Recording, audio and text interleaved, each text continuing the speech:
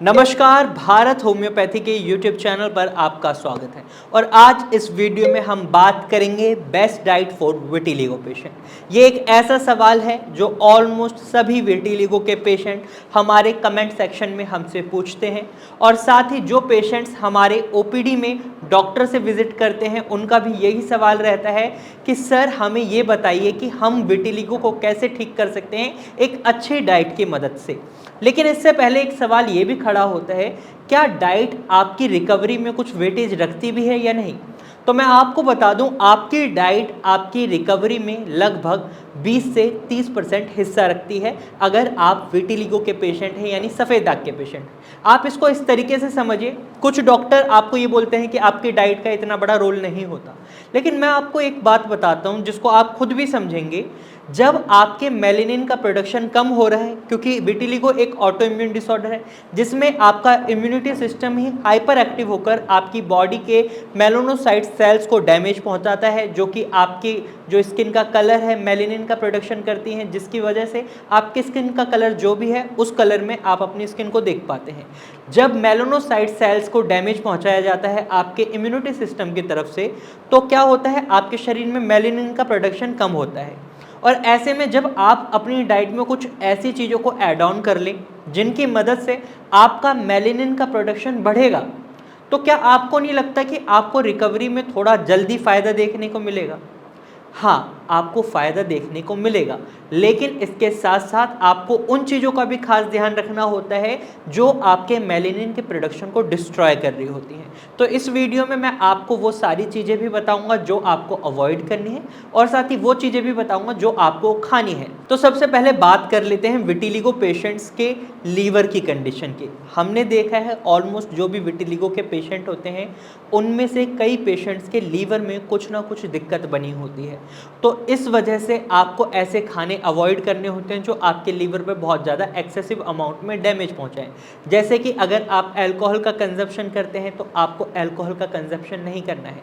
वहीं आपको ऐसी चीज़ों को अवॉइड करना है जो भी आपके लीवर पर बहुत ज़्यादा बर्डन डालती हैं। आपको फ्राइड फूड को अवॉइड करना है।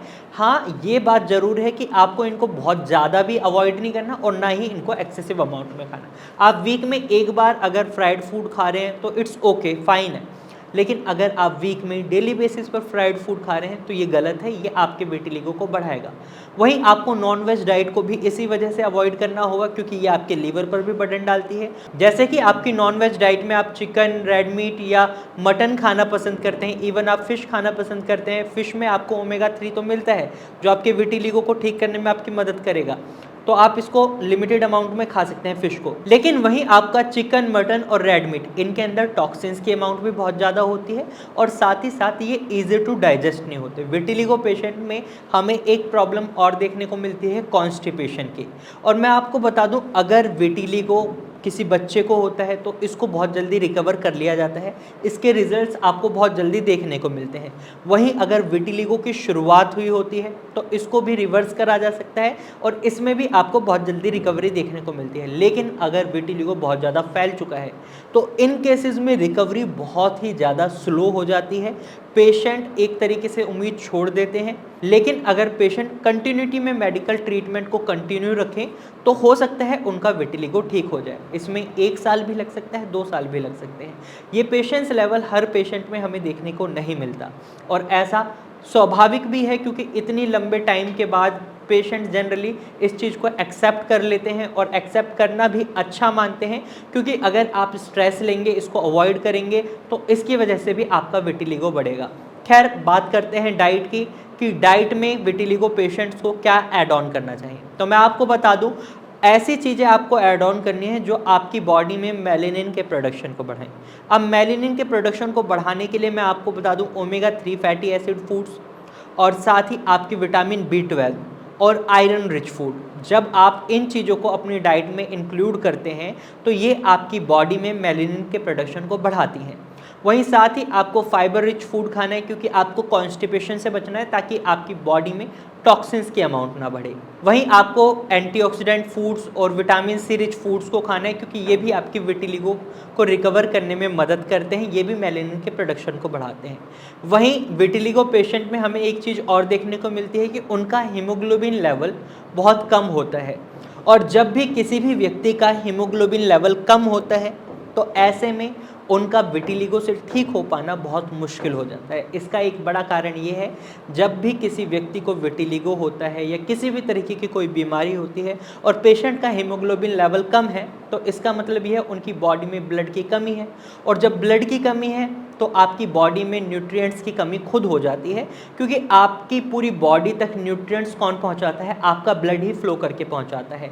इसी के थ्रू आपकी बॉडी में ऑक्सीजन पहुंचती है, और जब ये सारी चीज़ें कमी आपकी बॉडी में आने लगती हैं तो आपकी जो भी प्रॉब्लम होती है वो और ज़्यादा बढ़ती है। और विटिलिगो पेशेंट में भी हमें यही देखने को मिलता है, अगर वो अपने हीमोग्लोबिन लेवल को सही नहीं रखते तो इस वजह से भी उनका विटिलिगो और ज़्यादा बढ़ता है।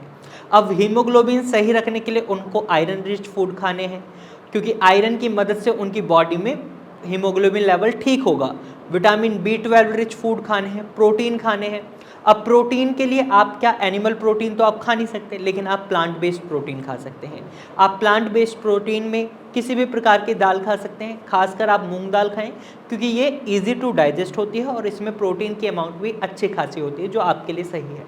आप दूध पी सकते हैं, काउ मिल्क आप सबसे ज़्यादा प्रेफर करें, ये सबसे इजी टू डाइजेस्ट होता है और प्रोटीन की रिक्वायरमेंट भी फुलफ़िल करता है। वहीं डेयरी प्रोडक्ट्स की अगर हम बात करें तो आपको दही नहीं खानी है, क्योंकि ये खट्टी होती है, ये आपकी बॉडी में एसिड भी बना सकती है, और वहीं इसकी वजह से आपका मेटाबॉलिज्म भी स्लो होता है। आपको फ्रेगमेंटेड फूड्स को भी अवॉइड करना है, जैसे डोसा है, इडली है, या आपका चीज़ है, पनीर है। आपको ये सारी चीज़ें अवॉइड करनी है, ये आपको ईजी टू डाइजेस्ट नहीं होती और ऐसे में आपका विटिलिगो बढ़ सकता है। वहीं आपको अपनी डेली बेसिस के लाइफस्टाइल में, डेली बेसिस की डाइट में ड्राई फ्रूट्स को भी ऐड ऑन करना चाहिए, खासकर वॉलनट और आलमंड्स को। इनके अंदर आपको vitamin B12, vitamin D, iron और बहुत सारे मिनरल्स ऐसे मिलते हैं जो आपकी विटिलिगो की रिकवरी में आपकी मदद करते हैं। साथ ही आपको हरी पत्तेदार सब्जियों को अपनी डाइट में इंक्लूड करना चाहिए, जैसे पालक है, मेथी है, बथुआ है, धनिया है, क्योंकि इनमें आयरन की अमाउंट बहुत अच्छी होती है। Omega 3 fatty acid rich food होते हैं ये आपके मेलानिन के प्रोडक्शन को बढ़ाते हैं। वहीं आपको फाइबर रिच फूड को इंक्लूड करना है, जैसे घिया, तोरई, परवल, टिंडा, भिंडी। ये सारी सब्जियां ऐसी हैं, ये इजी टू डाइजेस्ट भी हैं और आपको कॉन्स्टिपेशन से बचाती हैं और आपकी बॉडी में मिनरल्स की रिक्वायरमेंट को भी फुलफिल करती हैं। तो आपको ऐसी डाइट की ओर जाना चाहिए। वहीं आप किशमिश, चिया सीड्स, फ्लैक्स सीड्स और गाजर, मूली और पालक, ये ऐसी चीज़ों को भी अपनी डाइट में इंक्लूड करें, क्योंकि इनके अंदर iron, omega 3 fatty acid, vitamin B12 सभी चीज़ें पाई जाती हैं जो आपको विटिलिगो से ठीक करने में मदद करती हैं। वहीं आपको खट्टे फलों को अवॉइड करना है, क्योंकि खट्टे फल आपकी बॉडी में एसिड के लेवल को बढ़ाते हैं और साथ ही साथ ये आपके मेटाबॉलिज्म को भी स्लो करते हैं। और विटिलिगो के पेशेंट में अगर एसिड के लेवल बढ़ते हैं तो उनकी रिकवरी में हमें दिक्कत देखने को मिलती है।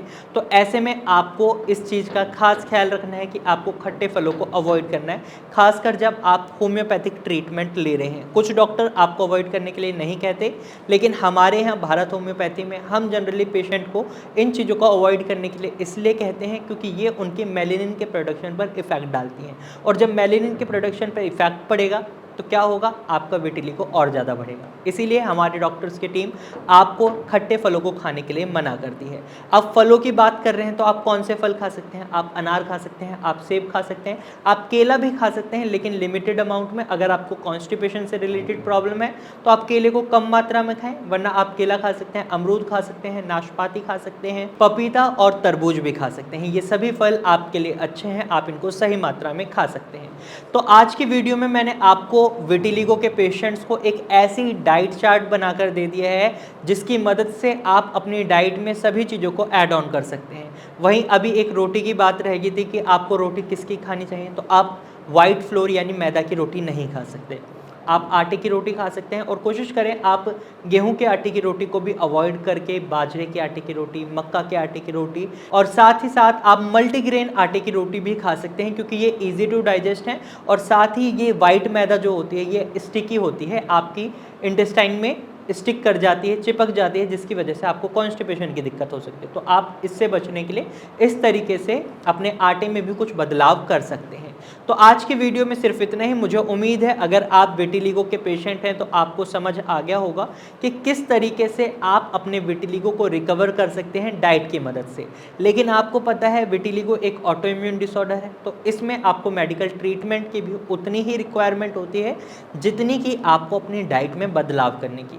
तो अगर आप विटिलिगो के पेशेंट हैं और आप एक सही ट्रीटमेंट ढूंढ रहे हैं तो आप भारत होम्योपैथी की डॉक्टर की टीम से कंसल्ट कर सकते हैं। कंसल्ट करने के लिए आपको क्या करना है, आपको स्क्रीन पर दिए गए नंबर पर कॉल करना है और भारत होम्योपैथी की डॉक्टर की टीम से कंसल्ट करना है, या फिर आप अपने वाइट पैचेस की फ़ोटोज़ क्लिक कर हमारे इसी नंबर पर व्हाट्सअप भी कर सकते हैं। हमारे डॉक्टर की टीम खुद आपसे कांटेक्ट करेगी और आपको आपकी प्रॉब्लम से रिलेटेड इन्फॉर्मेशन देगी और सॉल्यूशन देगी। तो आज की वीडियो में सिर्फ इतना ही। मुझे उम्मीद है ये वीडियो आपको अच्छी लगी होगी। अगर आपको ये वीडियो अच्छी लगी है तो आप इस वीडियो को लाइक करें। साथ ही ये जानकारी अगर आपको यूज़फुल लगी है तो आप इसे अपने दोस्तों और रिश्तेदारों के साथ ज़रूर शेयर करें। और अगर आप ऐसे ही इन्फॉर्मेटिव वीडियो और देखना चाहते हैं तो आप हमारे चैनल को अभी सब्सक्राइब करें। Thank you for watching.